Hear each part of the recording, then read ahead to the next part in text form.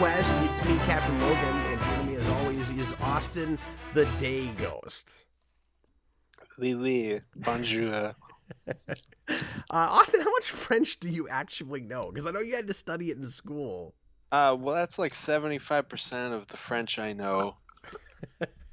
I know cheese is fromage, and dog is chien, and that's basically it. Oh yeah, I used to I know. can vaguely count. I used to know a phrase from Dexter's Laboratory because there was an episode where he accidentally memorizes the same phrase over and over again, trying to learn French, like listening to a tape while he's sleeping overnight, and then all he can say is I want a cheese omelet. And so the whole episode, it's just, what is it, omelette du something? Something fromage, and he says it like over and over again. The whole. See, that's the only word I know in that is fromage. So yeah, that was one of my favorite episodes of that show. Anyway, welcome back, folks. Tonight we're doing a commentary.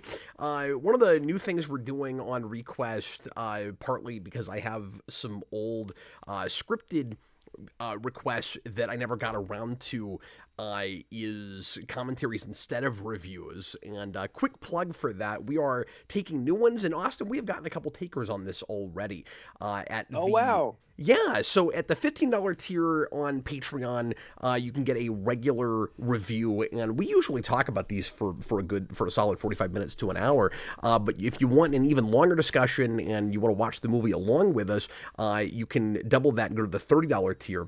And each of those you only have to put in the one time, and we'll get it on the list. And by the way, we're real backed up right now, especially because we're trying to get some of these knocked out, but we're going to catch up as quickly as humanly possible. And I really appreciate everybody's patience, and we really appreciate everybody that has something on the list right now. Anyway, tonight's commentary is a French movie from 2005 called Angel A, or Angela with a dash in it. I'm not sure how it's supposed to be pronounced. I think the dash is just to kind of like get up front with it and scream there's an actual angel in the film. Austin, is it the cutesy thing it's doing where it's like we like break up the A because it's a real angel?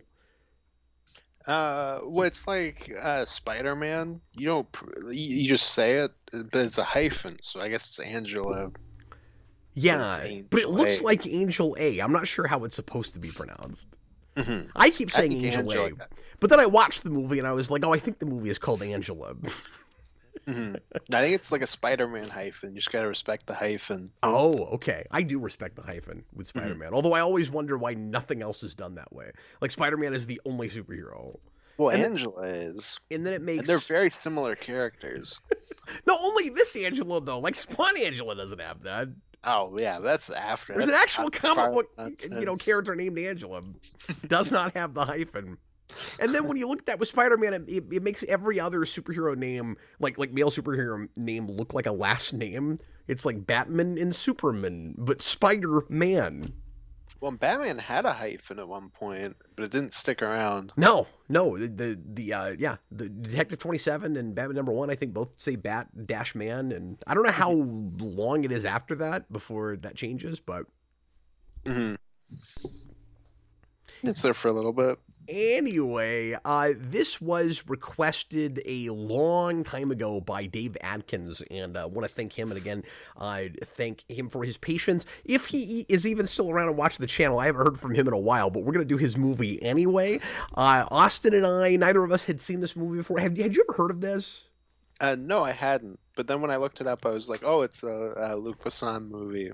Yeah, this is directed by a guy I like that's done a couple of movies that I have seen, and I was surprised by that because I am not a big foreign film guy. I've not seen very many French movies. I'm very out of my depth and out of my element with this. This is one of those movies, by the way, where I feel a little bit weird trying to critique it because I don't know what the sensibilities of the country are well enough. You know, I had that when I first started looking, like trying to review animes, and I feel like I'm getting, not that I've done a ton of that, but I feel like I'm getting a little bit of a better sense of what the modern conventions are for that mode for that country, and I don't have that with France as much. So there are, complaints I want to lob at this where I'm like, well, if I saw more French movies, I don't know if I would be feeling that way. I don't know if you have that.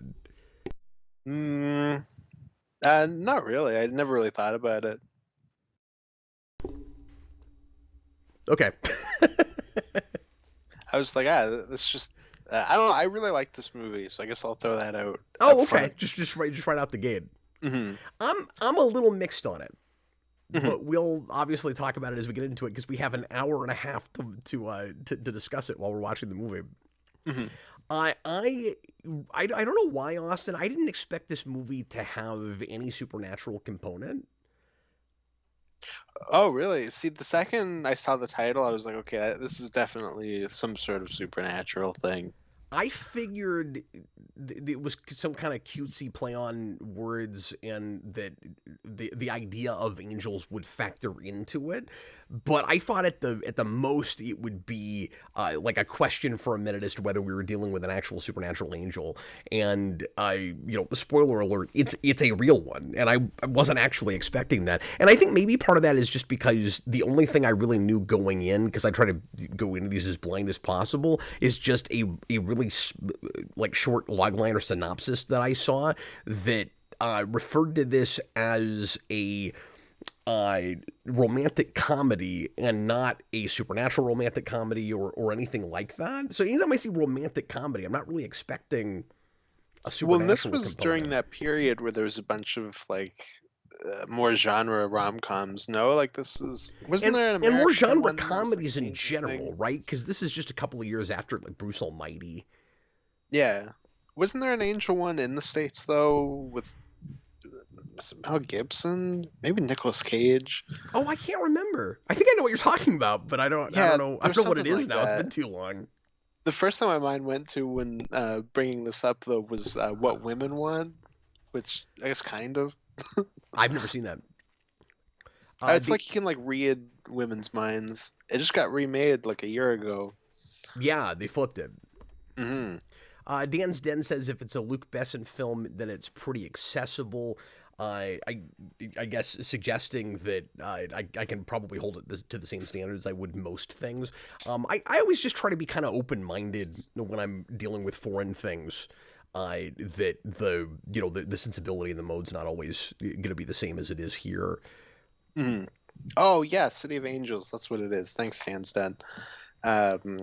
Yeah, I would say accessible. Oh, and he says that's a but remake of Wings of Desire, which I read about today but had never heard of before.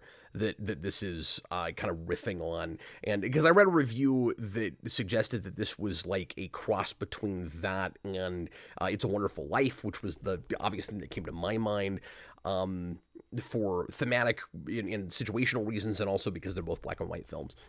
Mhm. Yeah, absolutely. No, I thought about that too, even though I've never seen it. But I know the premise. And that's one of my favorite movies, but I haven't seen it in a real long time. Anyway, we're going to go ahead and get into the movie. So the easiest way to watch this is on Tubi, but that's with commercials. We've been running into that a lot lately with these. So if you want to actually watch it along with us, you may have to rent it. Or if you watch it after we've recorded it, you can just pause us every time there's a commercial, I suppose. I went ahead and rented it on Amazon for this, and that's just a $3.50 rental. So just so people know how you can get to this, and we would suggest that you find a way to watch it along with us instead of just listening to us talk, although I know a lot of folks do that anyway. But we'll do our best to make this as interesting and entertaining as we can, being that we've seen it one time and we don't know it super well. So that's what these are going to be like. But they're not blind watches. We have we have prepared for this, at least as much as we watched it, and I did 5 minutes of cursory research before. And Before I the show. finished it like 20 minutes ago, so I am ready. Oh, he's fresh. He's ready to go. Okay. Any other preamble you think we need before we jump right into it? No, not really. Okay, Austin. Here we go. Let me get. Oh, you know what? Let me get the clock up real quick. so that everybody can sync up with us. That doomsday clock. Yeah, that's a different thing, though. You set that, to get to a particular time. This starts at 0. Well, it's all looping back to things before the show, so We've been perfect on this start to the Watchmen thing. We just commentary. can't get off right now. Okay, thanks a lot for being here, folks. Thanks for watching After the Fact if you're doing that. And if anybody happens to be watching this right now, this is not a real well-known film, so I'm not expecting a big crowd this evening, but we'll interact with you as much as possible, and we hope you'll chat with us because we've got lots of time. So here we go. Everybody, I mean, it's not a long movie, but we will be talking longer than usual since it's a commentary. Here we go. Everybody, please press play right now. So, Austin, right away, I'm going to suggest that maybe the reason this was requested is because it's an angel, and I love Angela, and I did Spawn Year. I wonder if that had anything to do with it. See, I just assumed that they really liked this movie and wanted to hear you analyze it. Maybe so, and obviously people pick stuff sometimes that's not at all in my wheelhouse, but like it kind of blindsided me that this felt at all connected to anything I had talked about before. Because the angel in this weirdly has almost like a Spawn motif herself. At least if she's to be believed, where she has amnesia and she doesn't know who she is and she's kind of tortured by that. Yeah, I guess so. I hadn't really thought of it that way, but yeah. Well, I see Spawn in everything. No, you walk down the street and you see Spawn. Yeah, it haunts my dreams and my waking moments even. That's right.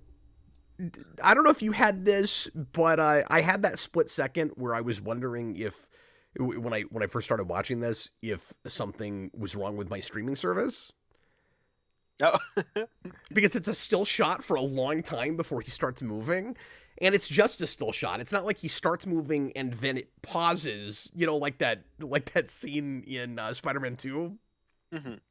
See, I figured it was okay because the subtitles were changing. Oh, that's a good point. Hot Soup says, I saw this movie a few years back. I really liked it until the last 10 minutes, then it lost me. I had the same experience with it. He says, I feel like it would work better if it stayed ambiguous instead of going full supernatural at the end. Yep, I totally agree with that. That's exactly what I had with it. And I also thought the ending was a little too happy for the material. Yeah, possibly. And just kind of too easy and kind of too clean. And we can talk about that more when we get there.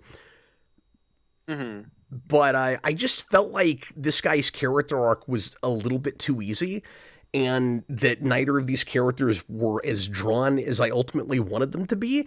Let me take a step back and say, I think this is an incredibly well shot and well acted movie, and it's really pretty, and I really like cinematography and the luscious kind of sweeping shots of Paris, which is kind of in its way the main character of the movie.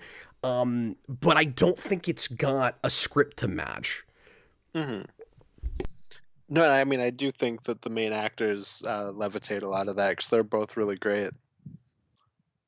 Did you say levitate or elevate? I said levitate. I said it like dumbly. You sound as tired as I feel right now. I know words real good. No, they do. They really levitate the material. Well, she Like has an that angel power, with she can wings. levitate things. Exactly. So she's levitating the material. Exactly. I like the I was black and playing white 8D choice. backgammon, Cap. It was actually right what I said. Oh, okay. That's true. I'll walk it back. I apologize. I'm sorry. Don't hang me out of a ledge, Austin. When I get down to Kansas. Oh man, I'm never borrowing money from you. Good. So what exactly did he do with all the money he borrowed? I was lost on that. Well, he's just kind of like a weird, scummy loser guy. So I just assumed he blew all of it doing Yeah, probably because like drinking and stuff like that. well, when you look this up on Wikipedia or anywhere, the synopsis of this movie always make a big deal out of his being a gambler, and like we see him gambling one time at the horse track, which is a real kind of typical scene. Well, then But he also gets mad that she knows the answers for like gambling stuff. So oh, that's I guess that true. also kind of plays into it. But yeah, I don't know. I would have liked maybe more of that up front. Or maybe like Hmm. you see him spend the last of his money or something. Because all we really know is he's into what is the Horse it's racing. it's olive oil, right? Oh, sorry. Yeah. Uh, which is an amusing, like really boring, random kind of company. I thought that was kind of funny. So Hey, you everybody uses olive oil. so you said you liked this movie. Did, Hmm. did you find it funny? Yeah. Okay, because it is billed as a comedy. Hmm. And some of the banter he has with the angel is quite good, and I did chuckle at a little bit. But like the humorous aspect of it isn't the stuff that I latched onto as much. Like when the movie's really working for me, it's when it gets into kind of the I don't know if I want to say psychological stuff because it's not real heady or anything, but Hmm. like Yeah, I don't know there's if I would have billed it as a comedy, but I do think it is funny. yeah, there's a couple of moments, and it definitely has a bit of a kind of quirky vibe to it. So like I Hmm. get that it's not a super serious movie. I did think it was a darker comedy than it turns out to be, which is part of why the ending didn't exactly land for me. Hmm. It ends up being a lot more feel good than what I thought I was looking at. Yeah, I was so just like back and forth on the ending. I mean, we'll get there, but I thought I was looking at we reviewed this movie like a month ago. I thought I was looking at something more like a humorous Lestrada or something. And then you get to the end and it's a real like uplifting, everything works out at the end kind of ending. hmm. Yeah, for sure. I thought you were gonna say The Family Man. Sure, that too. Yeah, and I don't mean to say that it's exactly the same thing as Lestrada. Obviously, this Hmm. isn't a But you just road thought it movie was gonna like be like that. a tragedy, yeah. But it is uh, a movie about like two kind of down on their luck people that may or may not be falling in love, and that it also happens to be in black and white, but that's just a coincidence. Yeah, it's because color hadn't come to France yet. I think that really helps the heightened aspect of this, though, Hmm. When and it it's makes it feel less cheap, too. exactly because it's not a real expensive movie. No, exactly. Well, I mean, this is the '90s, right? Like, this is the kind of big blowout of that kind of indie scene, and there's a Well, I lot of mean, black and white in that. it's '05, so Oh, is it '05? Oh, for some reason I thought it was '95. no, it's 2005, Oh, okay, never mind. which is Don't by listen to me. I don't know what definition I'm not the talking about. '90s. Yeah, I don't know what I'm talking about. Never mind. No, you need to levitate your era. Hmm. Okay, so I think this is after that, like, era of weird supernatural rom-coms. Maybe you should watch the movies earlier than 20 minutes before the show. No, because when you watch a movie cap, it doesn't tell you the date it was made in the movie.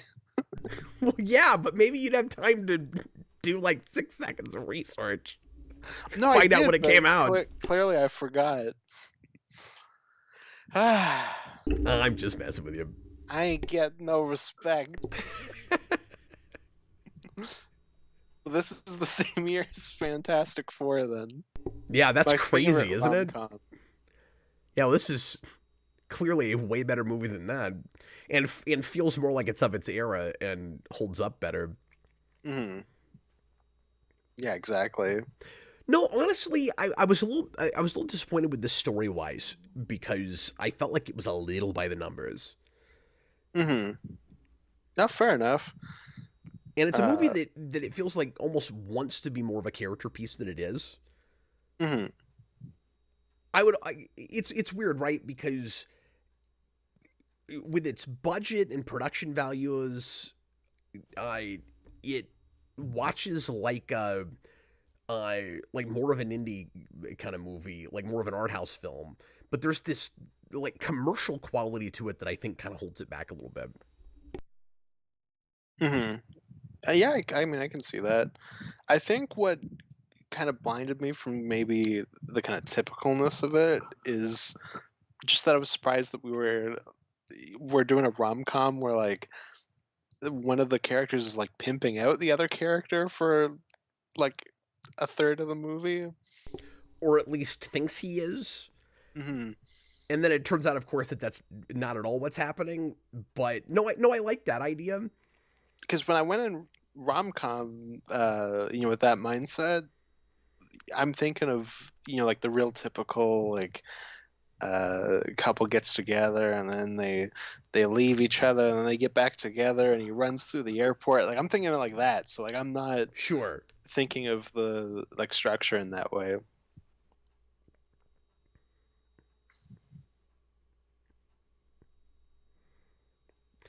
This is a minor thing, but when he's in the American embassy, I might have had those scenes in English with French subtitles. I feel like that's how we would do it now. At this point, I'm fine with it because like it's a French movie. That's just how it's made.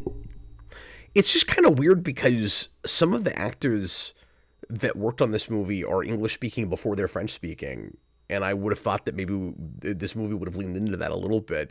I looked at a little bit of a behind the scenes featurette on YouTube, but I didn't watch the whole thing because most of it was in French and without subtitles, and I don't speak French. But every time the lead, I forget her name, but every time the lead actress was speaking, she was in English, but everyone else was in French. Oh, weird. When you said you knew her from Rasmussen. what's it called? Oh my god, you told me earlier today. What's the movie you know her from? I don't know her from anything. He was in Amelie. Oh, for some reason I thought it was her. Okay. No, it's him. And Amelie is another French movie that I don't love. I get why people do. It's not really my thing. But it has one of the greatest movie soundtracks of all time, and I go back to that a lot, even to this day. I love that Hmm. for its score. Yeah, no, I don't know why I thought you were saying her, but okay. And it uses it has really heavy accordion, and Interesting. it's some of the best accordion score I've ever heard. Dan's Den says the female lead is Danish. Yeah, Or Danish. He is Dan's Den. and when I'm when I was listening to her in that featurette, she of course had a pretty thick accent, but she was speaking English and everybody else was speaking French. Oh. Yeah, it's real unfortunate that they didn't subtitle that.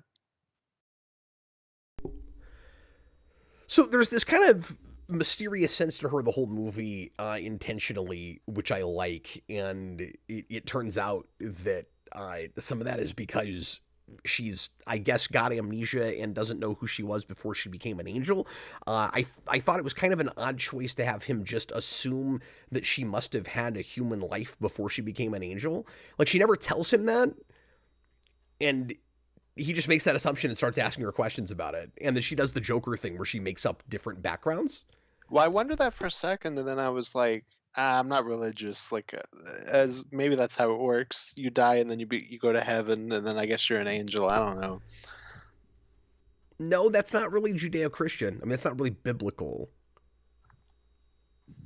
You know, like the devil was a former angel. He wasn't a human who lived a life first. Hmm. Like the angels in the Bible are always treated as like a separate subspecies. Yeah. and One. some of them, like Satan, get upset because God favors us over the angels. Oh, okay. And I don't know. obviously, you can do it differently. I'm not upset Mhm. at this for having a different mythology, but it's an odd assumption he would make. Maybe he's not Christian, I guess. But he But knows it's still angels. weird that he makes that assumption though, and that he's right about it. Maybe, like I said, maybe it's just also ignorance on my part, but I wondered about it for like half a second and then I went, I guess that makes sense. Yeah, I don't think it does. I don't know. I don't know anything about God. It just treats it like anybody in that situation would just assume that like you die and then you become an angel. I don't know why he would assume that. Hmm.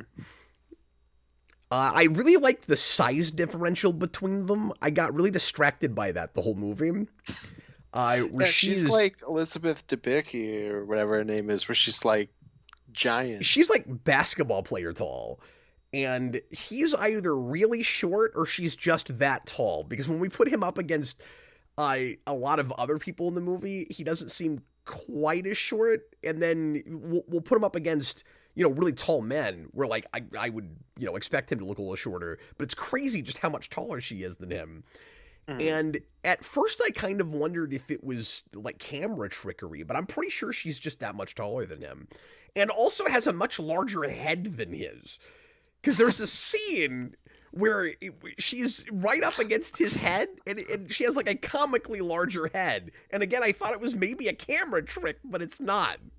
Angels have really big brains. Well, she's also wearing heels too, so that also helps with Yeah, the but not height. the head thing. Well, not with the head thing. And I thought that maybe that was an intentional choice with the casting, where she's supposed to be this kind of larger than life character. So they cast a uh, like shockingly tall woman. Hmm. I know. I think that's definitely a choice. Gives her that kind of otherworldly feel. Yeah, I mean, just in build, she's not a bad choice for comic book Angela. Hmm. I love her in this. I think her performance is spectacular. Yeah, and I agree. Like I said, I think a big part of it is that I really like both leads. Yeah, and they've got a really good rhythm together. They've got a really cool dynamic. Hmm. And again, I like the kind of mystery at the beginning of like, uh is she actually trying to commit suicide, or is that her like in to get him to think he saved her so that she can help him and do her job and be the angel. And like that is what it's supposed to be, but then I think there's maybe, unless I'm reading too far into it, I think there's maybe some ambiguity. And again, this is on one watch, at the end, considering how like unhappy and confused she is. And like, she seems as broken as he is at the beginning, but she's hiding it because she has a job to do. And then he brings out of her that she has all the same insecurities that he has, that she helps him to get over. And so he has to do the same thing for her that she does for him. And when you get to the end, I find myself wondering, especially when we bookend it and we go back to the sin here, I find myself going, I don't know, is it possible that her being like amnesiac the way she is, she actually was trying like against hope to commit suicide at the same time he is? Yeah, I don't know. I never really had that. Just like I never really had the ambiguity from the start about the angel thing. Like she popped into existence, and I was like, oh, she's an angel. Like that's what we're doing. Um, and then I assumed with them, in their relationship, that she's not like broken from the start. His brokenness like brings her down more as it goes. Like I assume this is probably a harder job than what she's had before. But it is Oh. possible that that's there from the start. Okay, here's why I don't think that's what it is, because it's dropped on us maybe too late. And this is one of the issues I have with the script, with the story, is she is suddenly making a huge deal in the third act, if you could break it down that way, about how she doesn't know who she is and how she has amnesia. And that comes a little bit too much out of nowhere for me. And I Hmm. get that she's gonna be kind of selfless and not think about herself while she's trying to, do her job and help him find himself. But I think part of the problem is just like I resist the amnesia plots kind of as a matter of course, and you have to work really hard to win me over on that, and it didn't stick the landing on that for me. Hmm. Like that was Yeah. not an interesting parallel for me, but between these two. Hmm. Like Yeah. so his problem is no one ever loved him, and he can't see why he should care about anyone else. Sorry, I'm distracted by the fact that this is really cool. I didn't catch this the first time out. I'm distracted by the mirror thing right now because we're gonna come back to that later Hmm. when she like makes him look in the mirror and say I love myself, which is the scene that most resonated with me. I think that's a spectacularly well acted scene and probably the best written in the movie. But that was really cool foreshadowing to that. I didn't catch that before. I really like the way this movie's put together. I just don't love the writing overall. Yeah, fair enough. It feels like a uh,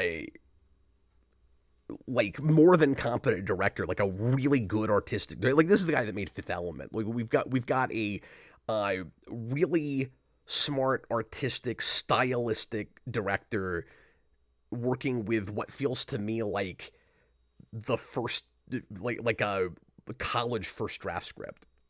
Well, and importantly, a director that churns out cult classics. Like, it's not like any of his stuff is like widely beloved by everyone.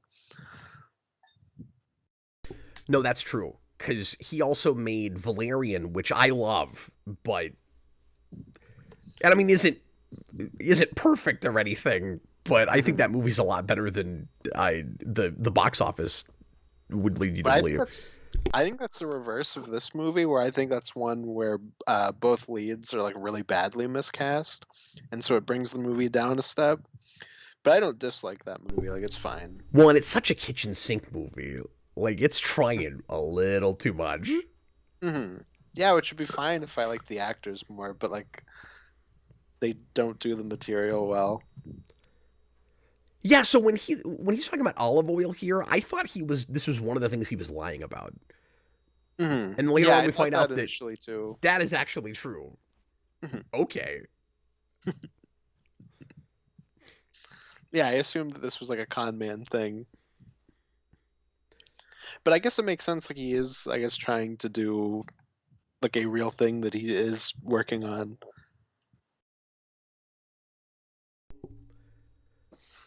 But yeah, we came at this real differently, Austin, because you said from the beginning you were like, "Oh, I get it. We're dealing with an angel," and I thought that there was at least a chance, like it was clear that that's what it's supposed to be, but I thought there was a chance that she was either delusional and thinks that, or is trying to make him think that that's what she is so that she can help him. Hmm. And I didn't love that that wasn't a little bit vaguer. Um, when Oh, she okay, finally yeah. comes out and says, "Oh, I'm an angel," and now I've just got a TBG song in my head. When she now I want to make a music video. But when she comes out and says, "I'm an angel and here are miracles," and I can prove it, I'm like, "Oh, I didn't need that."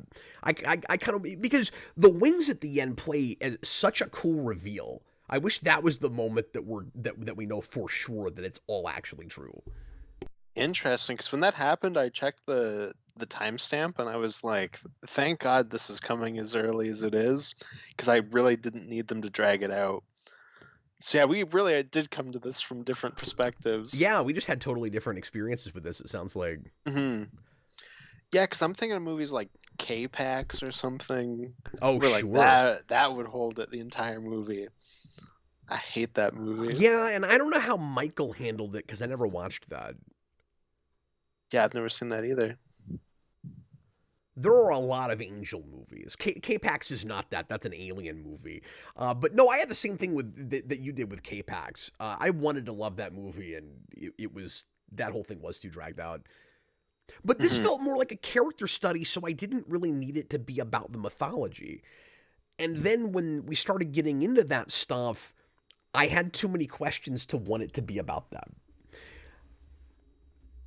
Like my big issue with the celestial stuff, with the angel mythology, with this, and you could just make that a conceit. That's fine, but I it's hard to explain because I'm buying into the performances, but I'm not buying into the words they're saying. Right? Hmm. When she starts, because as soon as she explains to him I'm an angel, I'm like, okay, there's no way that you don't have a set of rules that tells you you're not supposed to tell humans that. Otherwise, everybody would know that there were angels. And then we get into that. And she's like, "Oh, I broke the rules." And I'm like, "I'm not buying that this is the person that you're breaking the rules for." I buy it in the performance, but I'm not buying it in the writing. I'm just not understanding enough why this is the guy she falls for. I get why he falls for her, but I'm not getting it the other way. Well, my thought on it was again that kind of like breaking down thing where she's done all of the stuff for him and like she just got him like a way out and he's got money now and he immediately blew it and like didn't learn a single thing from anything that she did. So it was less a like I'm falling for you, like I'm an angel. It was more of like this is her starting to break down and like she can't solve this problem Boy, and I she didn't doesn't know get what to that from do. it at all. Okay. I mean, it Interesting. is right after that scene where he gives away everything, and she like breaks down about how like after everything he hasn't learned anything. Everything so far. Yeah, that's true, but then it gets real. I was distracted, and if that's what it's supposed to be, I didn't catch it because I'm caught up in the amnesia bit. Hmm.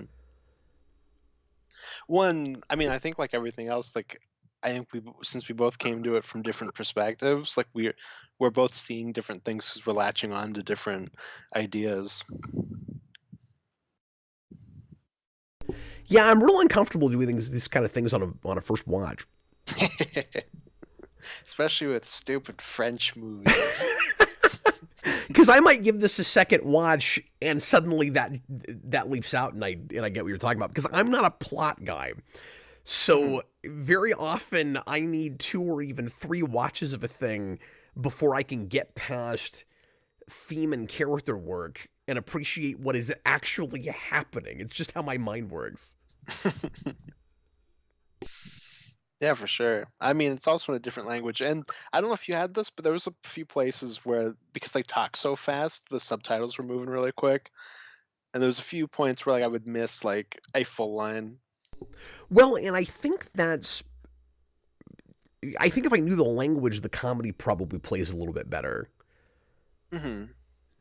Don't you think? Because the pacing is, if this is in English and it's a language you're familiar with, you're appreciating the fast talking Yeah, you're appreciating banter. like all of the minutia of the dialogue. Like I was appreciating like how snappy it was, but you're right. Like I would probably wasn't picking up on it as well as I would if it were in English. Like where Yeah, I'd just be able to the timing appreciate the of it delivery a little bit more. Exactly. would land better for you. Hmm. No, that's absolutely true. So You just your gotta breathe, idea Cap. is some of the comedy is supposed to come from she's met her match as an angel and she's having a nervous breakdown because he's not figuring things out fast enough. Okay. Maybe that is what it is. That was what I got out of their relationship is that she kind of builds him up and his uh, like building him up kind of breaks her down and then he has to build her back up again by the end was what I got out of their relationship.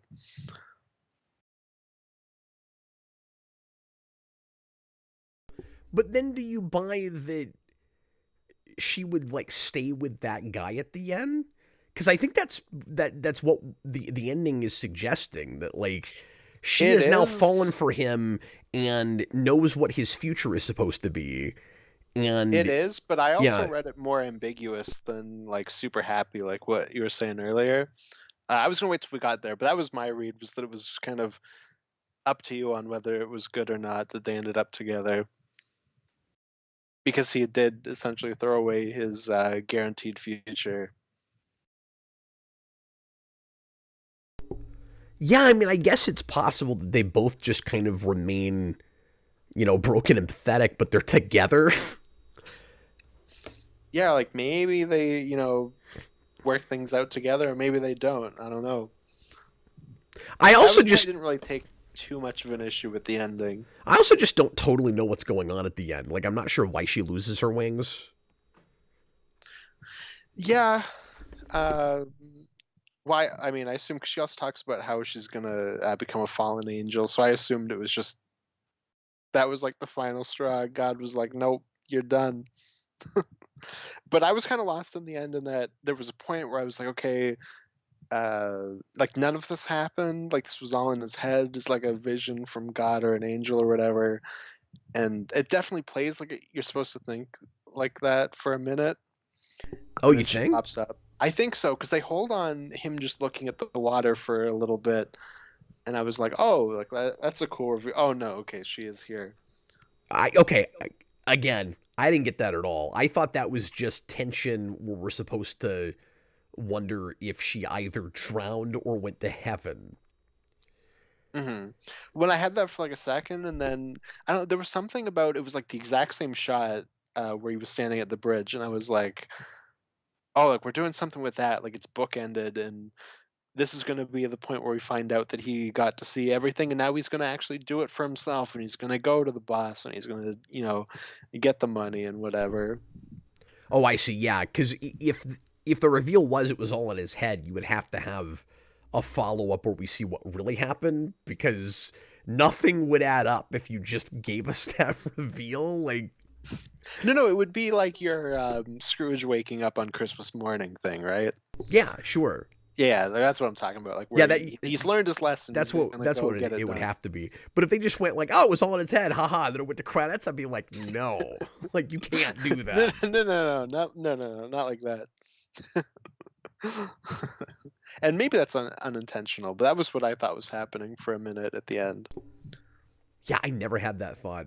She's also so tall, I was ready for her to get hit in the head by this bridge. Yeah, I also had that. I like how she has to keep bending over to talk to men. It's so good.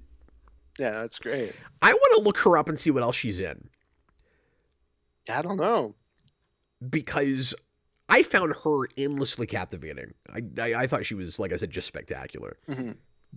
She could have been a sovereign and Guardians. Oh yeah, sure. She would have been a great sovereign. She would have been a Danish sovereign. Yeah. I assume they're all giant. It's not just her. The thing that makes him sympathetic, and it takes a while before we get to anything that seems especially redeeming about him, is that he doesn't. Well, I guess it doesn't take that long, because we've already had a scene of it earlier. But he draws the line at, "I don't want you, like having sex with other people for my benefit. Like, I don't want to be your pimp. I don't want you to be a prostitute." Mhm. And at first he seems like, and obviously he is like really self-absorbed, but it's this pathetic thing where he doesn't think anything of himself, and I well, I was gonna say he doesn't care what happens to himself. I guess he kind of does, and then just decides that he can't get out of this, so he's just gonna commit suicide. But like he thinks very little of himself. Mhm. So what But the hell is up with French bathrooms? What is the sink in those urinals? They're bizarre. every country does that differently. I don't know. I wasn't paying attention to that. I was more distracted by the lightning or trees. Take your pick. Um. It's Oh, tree lightning. so when I first watched it, I was like, "Oh, look at these cool trees." But now that you say that, now I'm second guessing myself. I'm pretty No, sure it's trees, but lightning wouldn't be like all Rudy like that. Like it would just be like one. I don't know. Lightning can kind of splinter like that. Harry Potter doesn't have like a tree scar on his forehead. Now he should though. I, That would be I, badass. I think it's trees.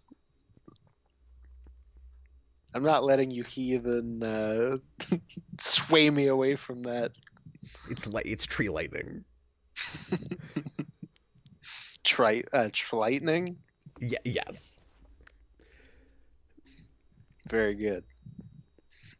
But I was just saying I appreciate that he's not just like a terrible like heathen or something. Mm-hmm.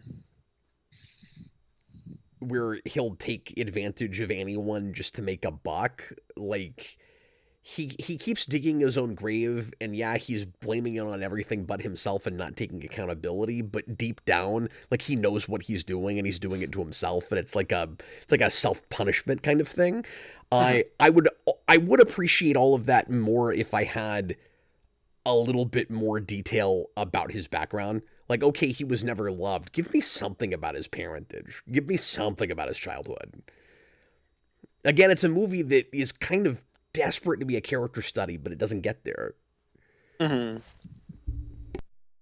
Yeah, fair enough. Like, does this want to be a more literary story, or is it a parable? I don't know. It's somewhere in between. Mm-hmm. Yeah, and I guess just because it's such like a readable archetype, it's just playing off of that. Yeah, and too archetypal. Mm-hmm. In my mind, I don't understand this bar. Like, she just keeps going into the restroom with these guys, and we're thinking that she is like prostituting herself out. And we'll find out later that's not what's happening. But regardless, how is the management not picking up on this like scheme they're running here? Like, this guy's sitting at the bar taking all this money. She goes with guy after guy after guy into the bathroom, and whoever runs this place is just allowing this to happen. Because he's spending money. Oh, is that why? They're like, we're making money off of this too. Well, this is a really shady establishment if that's the case. And even if prostitution is legal in France, and I don't actually know that, is it? It probably is. It probably is. French is the language of love, or so they say. But that doesn't mean that someone's going to allow this business to happen in their establishment in the bathroom. It happens at every club, Cap.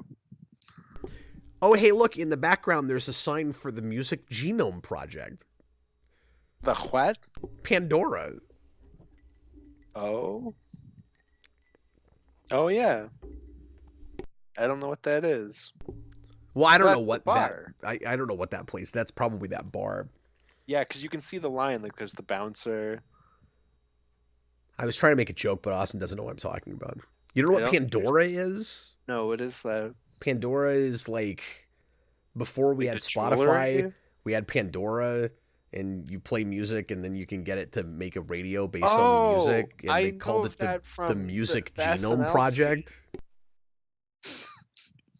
I just can't even communicate with Austin tonight. I don't know. I don't know. I don't even know if we have that here.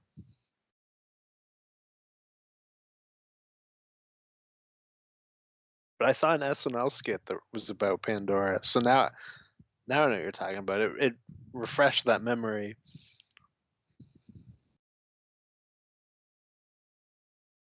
Stop dancing. Yeah, I also had that. Stop dancing. So this guy does become City of Angels. Stop dancing. This guy does become a little bit less sympathetic for me when he goes and bets all this money on this horse and doesn't know what Brutus means. But what's weirder or what's dumber than that is that I don't understand why this is such a movie trope, Austin. Why would the guy give him a clue like that? Like, well, if he's smart enough, he'll not bet the money on the horse because he'll know that this guy that he used to owe money to is double-crossing him. Where it's like, well, because I'm in a movie, I've got to give like a Riddler-esque clue. Like in real life, you wouldn't do that. You just have him put all the money on some random horse. See, my assumption was that he was like Put it all that on bagel or something. my assumption was that he was giving him advice that he was also taking, and then it just didn't work out. Not that he was like betraying him. No, it was clearly an intentional betrayal. Oh, okay. Like, because she says that to him. She's like, "Well, you should have known. He told you to put the horse on to put all the money on Brutus, which is a betrayer because he's betraying you." I don't understand why the guy would even think it out like that. Yeah. But no, Yeah, it looks like I just read it wrong. he was intentionally trying to screw him because he made him wait this long before he got his money. So even though he got his money, he was like, I'm still gonna stick it to him. Mm-hmm. Like, I'm pretty sure that's what's happening. No, you're probably right. Austin and I watched two completely different movies. Apparently. No, that makes sense to me. And we can't both be right, but what's amazing about it is we're right in different scenes. Exactly. This one I will take the L on. You're definitely right. I don't know. He's like a street smart. He's not even street smart. This guy's just a loser. He's no Brutuses. I think that's fine. Okay. I just think it's weird that anybody would even think to do that. Mm-hmm. I mean, that part, yeah. And why would you take the risk? Like, yeah, he probably won't know what that is. But if he figures it out, like, what? I don't know. Why would you do that? He's got nothing to lose. If he figures it out, he just won't do it. If he figures it out, he'll know that you were trying to screw him, and then he might come back and try to do something to you. Yeah, this guy has no power. He's literally a street rat. Well, he doesn't know that his girlfriend has superpowers. Yeah, or that she can do ninja kicks. Well, she can do pretty much anything. Mm-hmm. I do have that question later when we retroactively find out that she's been beating up guys, knocking guys out. I wonder why she doesn't just put them all to sleep, because she also can do that. Mm-hmm. I don't know. That's definitely only there because it's funny. When it cuts to her beating people up.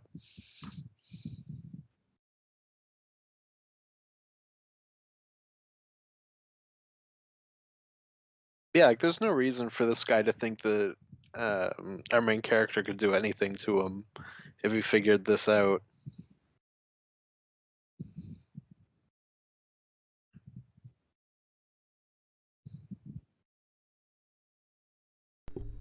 It's just such a typical movie trope thing. Mm-hmm. Oh, it reminded me of Shark Tale. Nobody in real life would do that. I don't know. Maybe shady criminals would. Also, I want to know why the jockey or whoever named their horse that. It's like, I lose every single time. This horse keeps double crossing me. Well, because you go all Brutus. What a badass name. I'm gonna name my horse Trojan. Well, then you'd just be naming it after condoms. So I don't know how you would do that. Oh, okay. You seem about as well read as this guy. Hey, that just means his horse is well protected. This made me want to see this director do more neo-noir type stuff.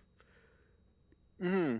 Because this doesn't exactly fall in that category, but it's got occasional like shots that remind you of that. And yeah. Fifth Element has that affect to it some too. I was gonna say, isn't Bruce Willis like a detective in that or something? He is. Yeah. And I haven't seen that since college, but that's a wonderful movie. The only thing I know about that movie is multipass, Chris Tucker making bee noises, and Gary Oldman yelling. I really got to watch that. Oh, I forgot Gary Oldman was in that. That's how long it's been since I saw that. Yeah, he's the bad guy. See, I didn't know who Gary Oldman really was until he wasn't being typecast all the time as villains anymore. So retroactively, when I go back and watch earlier movies, I'm like, oh yeah, that's right. Gary Oldman used to always be bad guys, but post 2005, he starts getting a more versatile catalog of work. Well, even before that, no, isn't the Harry Potter before that? Or am I wrong? Like just before. Yeah, I guess it would have been like around the same time. That's But the first thing I think my of with point for him. myself stands because I didn't know Yeah, who well, that yeah, was in those movies. Like yeah. it wasn't until Batman that I even knew who that actor was, and then I started seeing him in things. I was like, I know this guy Mhm. No, every time I see Gary Oldman, it's like, oh, it's Sirius Black. because he's kind of a character actor. Like Yeah, he he is. gets lead roles and stuff, but he gets a lot of you know big broad costumes and makeup and stuff. Mhm. I mean, even his big leading role Oscar win is that. There are some cool clues here and there that she is an angel, or at least that she is, you know, some kind of like more powerful, like not human creature. Well, that was the other thing in that first scene with her is she jumps in the water and he pulls her out and she gets out and pulls a cigarette out of her shirt and starts smoking it. I was like, oh yeah, this is an angel. But see, a lot of that kind of stuff, and this is where being a foreign film messes with my head, because a lot of that kind of stuff, I'm like, okay, what are the sensibilities of the culture? How realistic do their movies tend to be, or tend to try to be? So, like, I wasn't thinking supernatural. I was just thinking, oh, quirky, weird French film. She pulls out a cigarette. No, and I like the idea that because she's an angel and can't smoke in heaven, she comes down and just smokes 24/7. That's really Well, at funny. first I thought that's what we were doing with the prostitution thing, right? I thought she was just like, no, I'm an angel. It's not really a big deal if I sleep with everything that moves. Because they Well, can't get yeah, me pregnant, and because I don't get to have sex upstairs. That's what I thought we were doing. well, I thought the prostitution thing was funny, but at the same time, like there was a part of me going, okay, but there's something more to this, right? Like there's Yeah, going to be a reveal to that. and I think they make that. I think he does a really good job of making it clear that she is above that and better than that. Hmm. Yeah, Especially the because retroactive before movie, that, we know for sure when that's not she's talking to the happening. boss, and It doesn't seem right. mhm. No, especially because right before that, she's talking to the boss, and he's like, "Ah, like you made the sex with him," and she's like, "No." That's true. And she also just seems so devoted to him that it would seem really kind of off and icky if she really was sleeping with all of those guys. Hmm. And like, I guess there's a movie you could make where she's like, "Well, that's how devoted I am to you that I would do all of that for you to give you all that money." And that would give Yeah, her I a mean, good that's what it reason could to have be been. really angry when he loses all of it very quickly. That's the thing I can identify with him though, is I can't keep cash in my pocket either. Yeah, you're always betting on Brutus.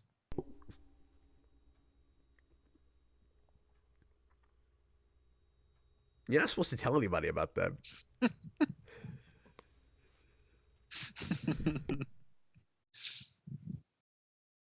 I'm sorry, the cat's out of the bag now. How do you feel about like the character arc and the big lesson he has to learn? Like how do you feel about it being about telling the truth? Because just on a first watch, I'm not sure where I'm at with that as the big idea. Hmm. Like the self respect and figuring out how to love yourself and all of that. Like I said, that resonated with me. I liked all of that, but the idea that the big thing he's missing is he just needs to tell people the truth, even these like horrible like gangsters and mob bosses and stuff. Hmm. That Well, seemed generic. There seemed like a disconnect there.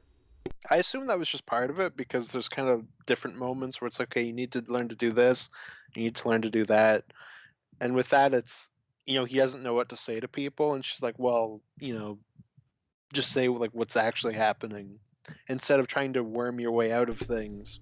Oh, that's Just true. just say it like it is. So you're saying that's like a component to what he needs to do to complete himself as opposed to the lesson? Yeah, because we've already kind of had the self-esteem and respect thing before that. So then you get to that point where it's okay, but now what do I say? Like, I have the courage to go and talk to him, but I don't know what I can say. And she says, just say it like it is, basically.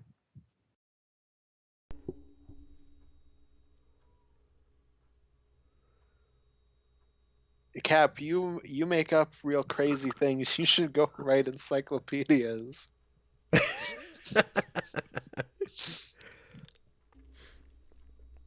That sounds like something Rocky would say. That's like a really funny dumb guy line. Yeah, I'm not going to pretend like you're the first person that suggested that to me. Well, there you go. No, you are. Go do it. Go write encyclopedias. Yeah.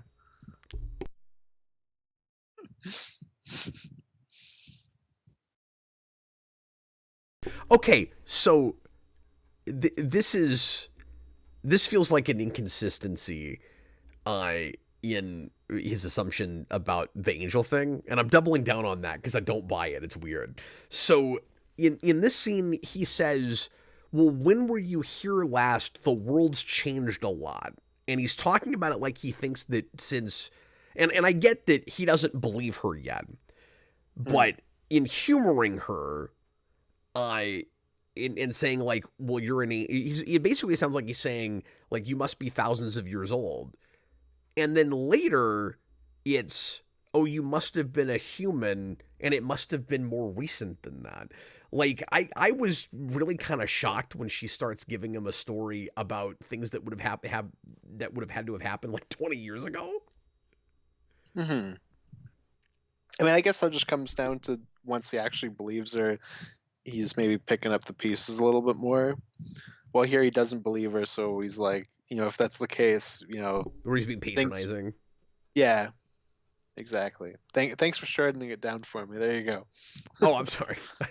No. I was about to have a spiel when that was the exact word I needed. Well, that was a word I was trying to think of a minute ago, and I finally found it. Yeah, he subscribed to her Patreon. Smash your like button. Oh, he really wanted to smash her like He button. does. He wants to smash your like button a lot. And click the little bell notification. Yeah, but I have a lot of respect for him that when he has the opportunity later to smash her like button, he waits. He does. He waits. No, it's true. He didn't smash subscribe, like, or the little bell icon. Oh, that's another... How far can we stretch the euphemism here? A euphemism? I'm talking about a YouTube channel, Cap. Oh, it's literal, is it? Yeah. Get your mind out of the gutter, son. I can't with this movie, because this movie has its own mind firmly in the gutter, I think. I mean, it's French. Well, sure. Yeah, were you surprised to enjoy this as much as you seem to have? Because when we found out we had to do this, you were like, oh no, French. I mean, I play up the French thing as a joke. I was interested to see what it was. No, you thought it was going to suck. Stupid French people. Okay, so how do you feel about her breakdown of traits that are masculine and traits that are feminine? Well, the very first thing that I thought of was humor is a woman's trait. Yeah. Yeah, some of that seemed weirdly arbitrary. I buy into some of it. Not that... I thought all that made sense because it's going back to your kind of hunter-gatherer mentality thing. Yeah, that part of it. But some of the traits she throws out seem kind of random and arbitrary, and that are just people before they're male and female. Well, the only one that I just thought was funny was humor. Outside of that, I was like, that makes sense. I do like that idea that he is a more feminine than masculine man, and he's trying to overcompensate for that, but that he should just embrace it. I mean, there really is kind of this almost like Mr. Rogers messaging in this movie of like people can like you for who you are. It reminds me of high school civics because we had to take a test and that there was what gender is your brain, and mine was female, and I was like, oh, I guess I'm a woman now.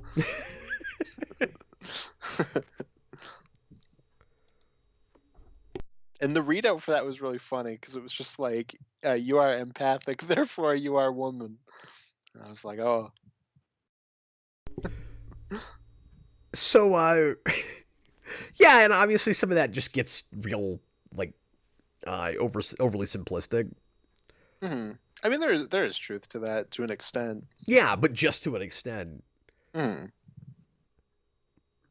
And don't get me wrong, men and women are generally wired differently, and there are Yeah. traits that typically tend to be more in one sex than the other. Well, it's why you think of like the kind of motherly love thing versus like your dad taking you out to watch him beat up a dude at the bar while he's drunk. And because she's an angel, she can be more of that guy, Hmm. even though she's a woman. Exactly. No, she can do real good ninja moves.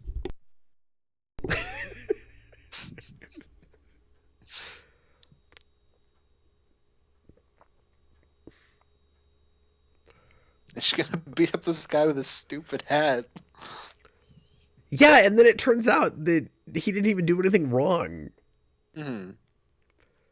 I mean, he's being like a typical French person.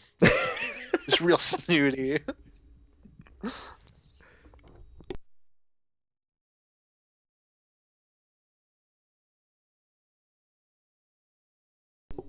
But yeah, I was actually legitimately surprised when it turns out that Andre just didn't pay him. And like it's almost this impulsive I think it is just this impulsive thing where he's so used to doing that. Like he doesn't know how to act right. Yeah, exactly. He doesn't even have any good reason to withhold that money. No, it's like $10. Yeah.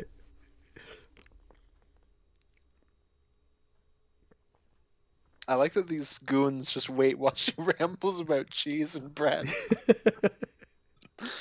Yeah, what's the calcium angle? Is it like wings are made of calcium? Um, I don't know. It's good for your bones. You I got wonder extra that. bones. I don't know. It's just weird that that's the main thing she talks about. But she's also like, I need calcium, and then goes and buys a burger with cheese. Yeah. But like I think they're thinking something with that. They're like, "Oh, Angel somehow calcium." Hmm. I think it's got to be something to do with the wings. Yeah, no, it would have to be. Well, 'cause she's losing feathers because of a calcium deficiency. I hate it when that happens. Are these supposed to be the same thugs from the beginning?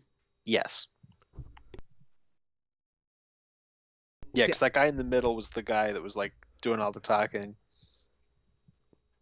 okay, so not Mutton Chops Frank Miller, but the guy in the No. middle.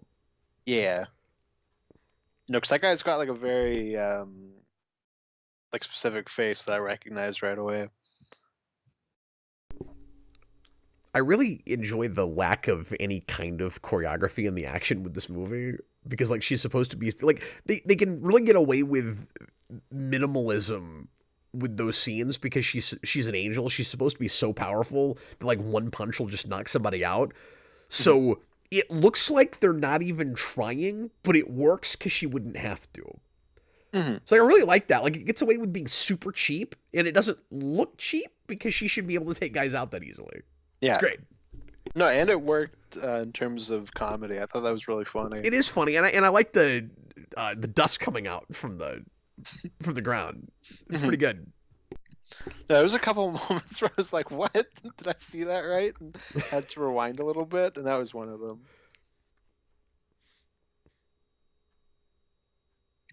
I like the film reel flashback thing. I don't know, I always like when we do stuff like that to notify flashbacks. Well, and in this case, it's not actually flashbacks; it's stuff Well, she's yeah. making up. You know what I mean? Yeah. And so we make them even more over the top than the rest of the movie is because they're not actually happening. Mhm. And so they're kind of disturbing. And then it looks like a Ferrari commercial. They should have done it in stop motion to make you know that it's really not happening. I love how insanely like thick she lays that on. Where she's like, so my dad would notice me at my funeral. That's really funny.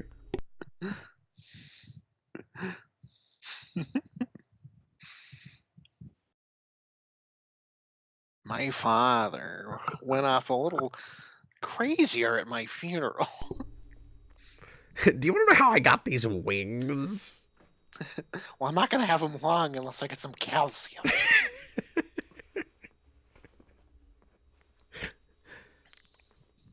You want to know why I ordered cheese? I don't need to tell the truth. No, you do, Adrian. You really do. Andre. You do. Is it Adrian? His name is Andre. That's yeah. You said yeah. I don't know which I said now. Yeah, you said Adrian, and then I said Andre. Yeah, Adrian's not his name. I don't know why I said that. I don't know. I mean, it's close, I guess. I think you said something about Rocky. Oh yeah. Maybe that's why I said that. Adrian. God, what would that movie look like if Adrian from Rocky was an angel in Rocky 7? And she was like, "You can't win, Rock. I can see all the outcomes. I'm an angel. I know what's gonna happen in the future. I gotta do it. I gotta prove I'm a man, Adrian."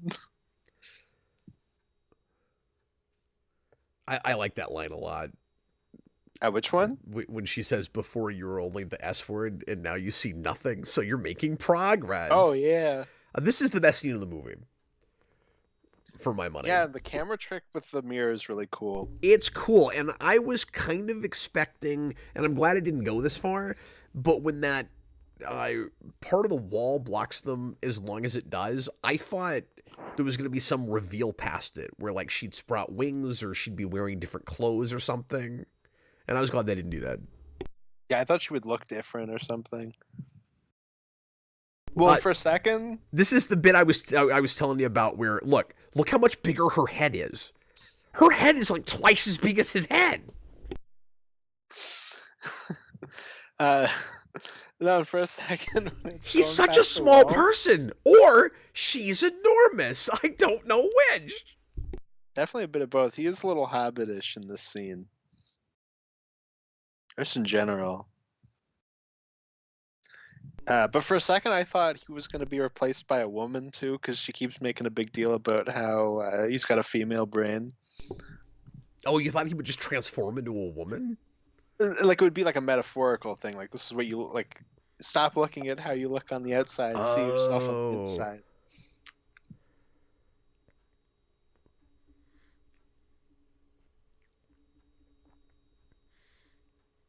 And then he would be he'd be a whammon in this scene.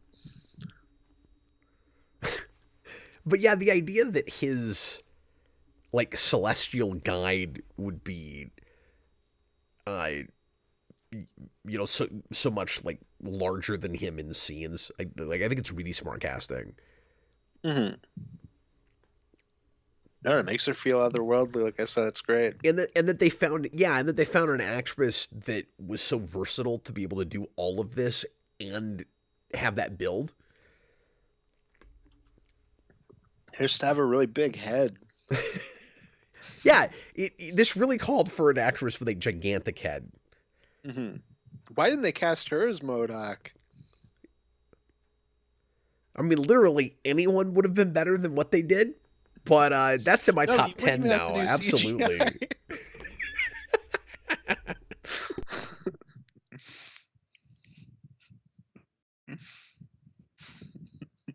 But like I said, this really resonated with me. This and it really clenches it when she like disappears. I was gonna say, yeah, that's the and best part. and makes him say I love you. Hmm. And there's nothing like horribly corny about this. No, I don't I think don't it feel probably like the could have been. rest of the movie lives up to the writing in this scene. But Hmm. I feel like the whole like it's almost like somebody wrote this scene first and they built the whole movie around it. This is the point, and it really, really works. Hmm.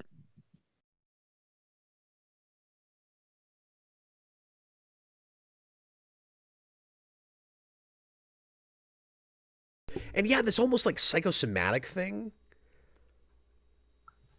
Hmm. where she says, tell your body how important it is. Like again, he's got this impulse where he keeps almost involuntarily making decisions that will screw him because he doesn't have enough self confidence and he just doesn't care enough about what happens to him, or almost like he's punishing himself. The tears look real if they're not. Yeah, I assume they are. He's so good in the scene, the both of them.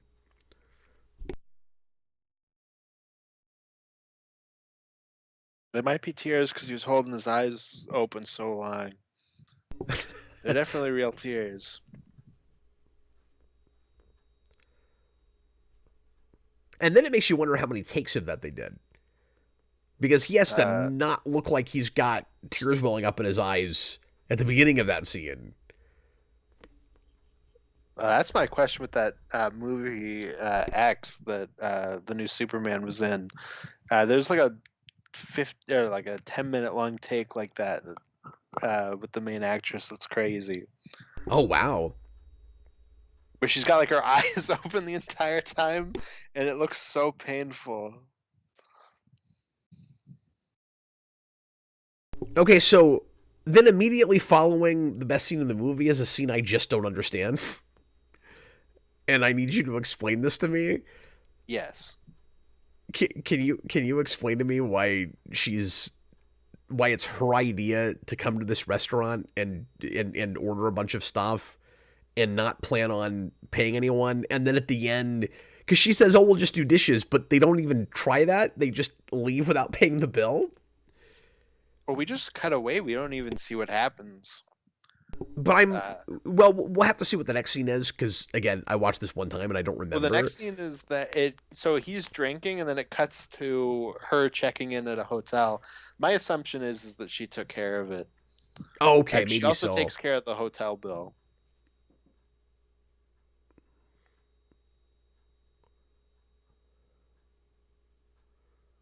Okay, maybe so.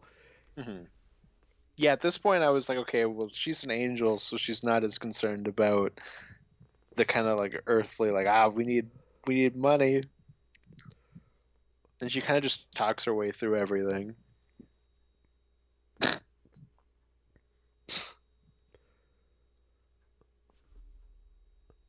Yeah, it's just at first it seemed weird to me that she would set this kind of example for him after making it all about personal responsibility and Hmm. Now she's gotta have some calcium, Cap. She has to go to a restaurant to get some calcium. there's a lot of calcium in that wine, I guess. Hmm. But I guess also like you can look at it as like a reward thing. Like he went further. He was able to love himself. It's like here's a reward. Yeah, I know. I guess that's the idea. I think you're right about that, and I was not picking up on that before.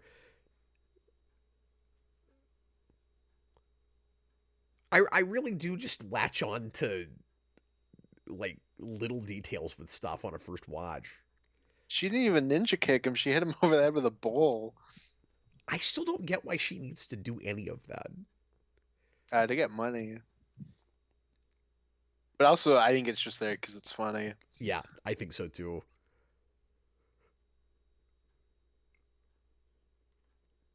Well, and I mean, I don't know how you would communicate this, and I don't actually have to have it in the movie, but I find myself wondering how other angels operate. Hmm. Yeah, or even like how she operates normally. Normally. Yeah.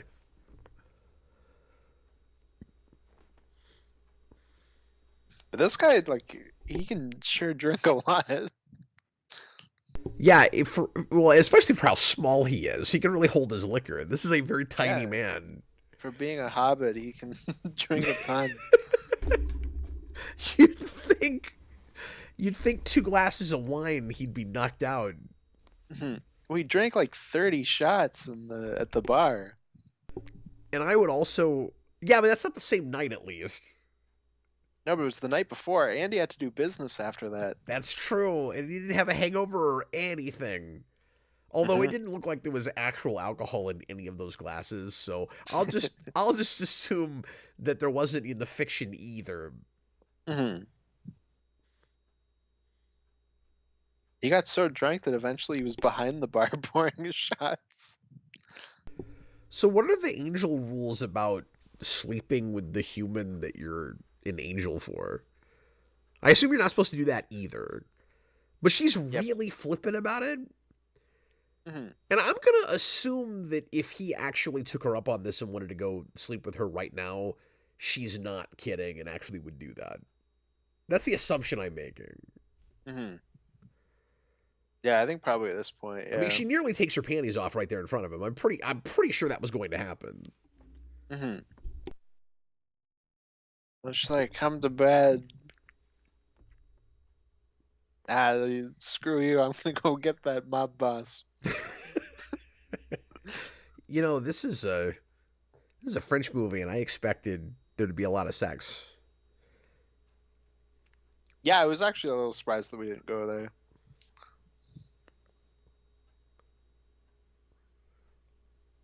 In fact, it feels like the movie knows that you're expecting that, and it keeps subverting it. Where it's like, oh no, she was not sleeping with all those men in the bathroom. She just beat the crap out of all of them.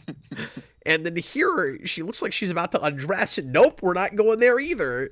She's gonna go beat up some more people. She's gotta just beat people up. By the way, she's not only really built, but she's extremely physically fit. Mm-hmm. Well, she's also like really skinny too. Yeah, but she's got abs. Like, she Mhm. clearly works out. Yeah, no, exactly.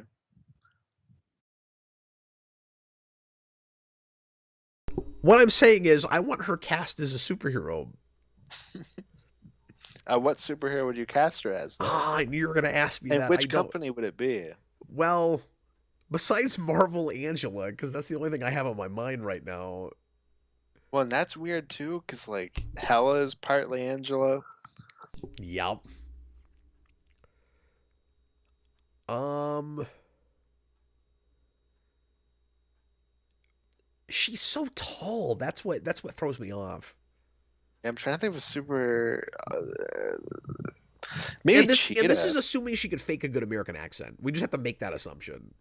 With mine, I think you can get away with it. I'm gonna say Cheetah. Oh, that's interesting. I don't know. For some reason, I think of Cheetah as being like really tall. I'm gonna go for, and this is another character we adapted, but poorly. I'm gonna go with Shriek. Oh, okay. I want her to play somebody That. crazy. Mm-hmm. What if we had a Hobbit Joker and She's Giant Harley Quinn. Gnarly? Yeah. I was gonna go there because A, it's obvious. B, I don't think of Harley Quinn as tall. I guess she might not be a bad poison ivy. Yeah, it's possible. I don't know. There's a perfect answer to this, and I have not landed on it yet. Mm-hmm. Witchblade? I guess. Maybe? Yeah. Domino. She's so tall that her feet are never in frame.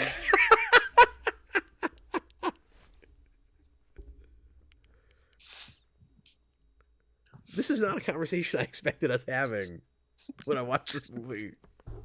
No, not at all.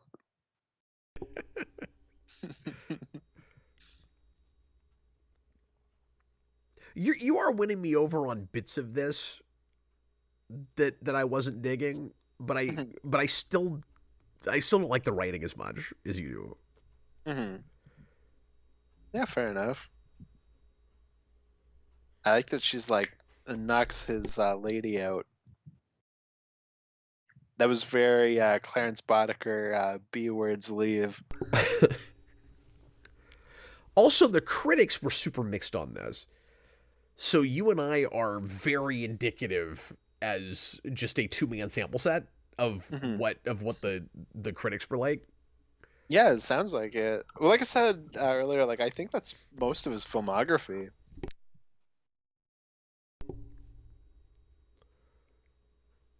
I feel like most of it's cult classics before it's classics. I think Fifth Element is more universally liked maybe. Maybe, but I've always thought of that as a cult classic.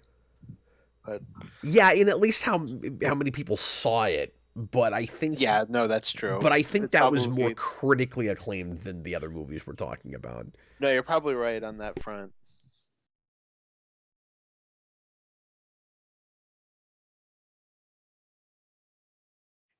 Basically, this movie needed Chris Tucker making bee noises. Then it, then it would have won everyone over. That would have fixed it. Hmm. I like the way he's demonstrating what he's learned in the scene. I mean, I do feel like by the end he's maybe transformed a bit too easily, but it's working really well here, Hmm. where you're I getting think what helps a is that I've glimpse of what. liked all of Sorry, go the. ahead. No, no, it's okay. I think what helps is that I've liked all of the kind of training moments. It's like it felt a little bit more earned for me.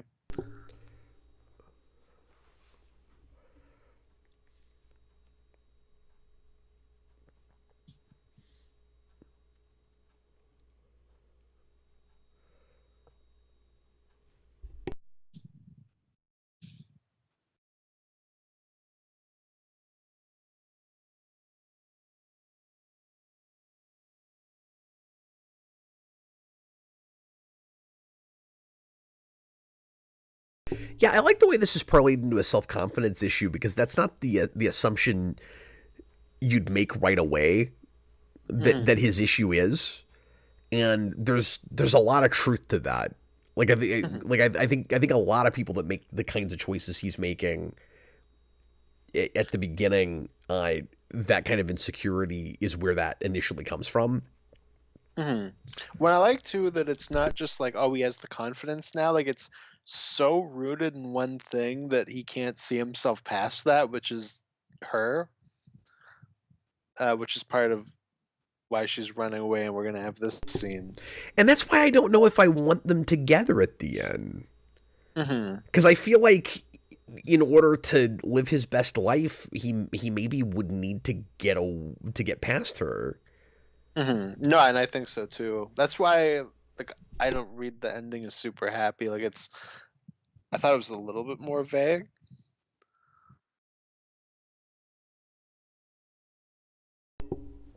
But as a romance, I think it works a lot better if it's a tragic romance, where it's like Hmm. maybe he'll be happy, but we, the audience, aren't exactly because you like them so much, you want them to be together, but they can't.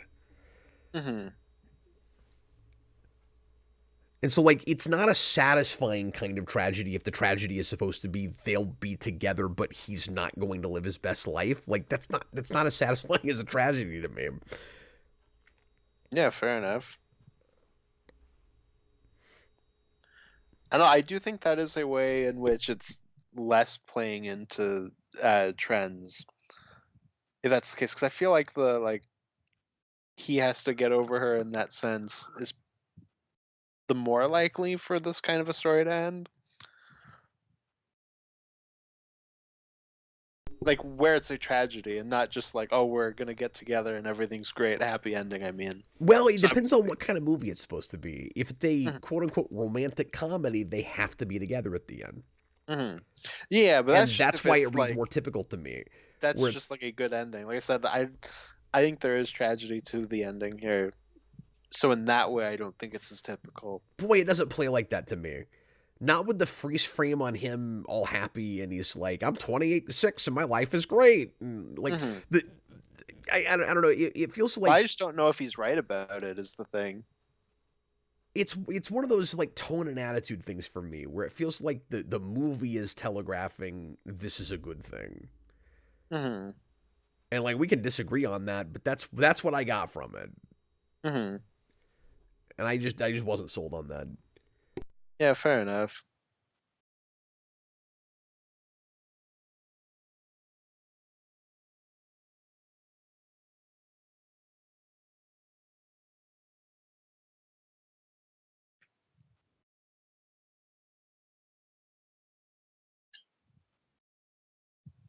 See, again, it's the Mr. Rogers lesson. He loves her as she is. Mm-hmm. He wants to see the real Raven. What is it? A leopard wouldn't hide its wings.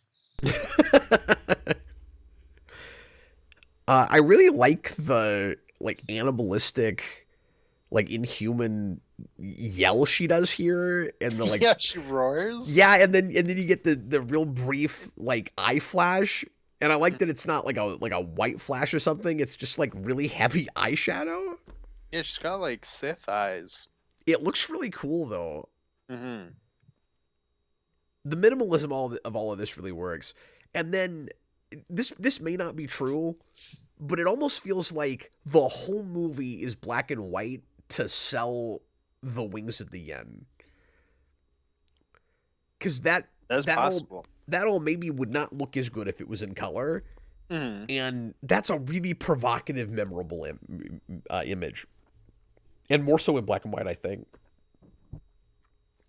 Yeah, I wouldn't be surprised if that's at least part of the reason. Oh, she does have like glassy eyes. She's got like contacts. Yeah, yeah, she does. They said cheetah.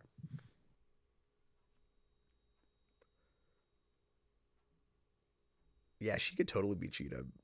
Hmm. Or you could remake that movie Legion with her. It could even be a sequel. Look, anybody could remake that movie with any amount of money and make it a better movie. I'll do it right now. I'll write the script overnight and shoot it in the morning, and it'll be a better movie. I'm confident. If I don't wake up to that uploaded cap, I'm gonna blow up a You-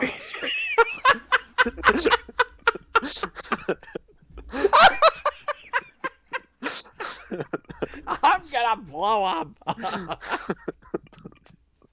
You don't even need to make me stare in a mirror and tell me and say that I love myself, Austin, before I have the confidence that I can make a better movie overnight.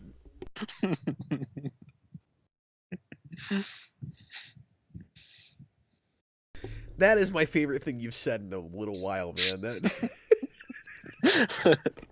I'm glad the best thing I've said in a while was a reference. I know, but it was so well placed. Oh, thank you, thank you. I'm sorry, I'm analyzing your humor again, but we were doing all those Ledger references earlier. You blindsided me with it.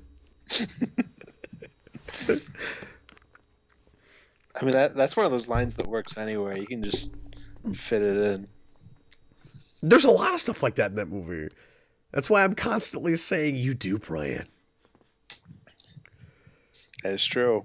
You really do. Or when you're at a restaurant with somebody and the waiter comes by and they're like, "How much are you paying for?" And you go, "Half."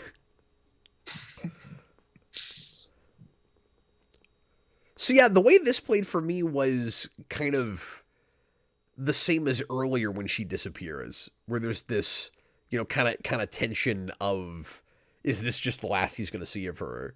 Mm-hmm. Yeah, and it was Not like around there where I went, "Oh, like, maybe she wasn't ever there. I don't know I don't know where that came from. This is a bookend. We're gonna.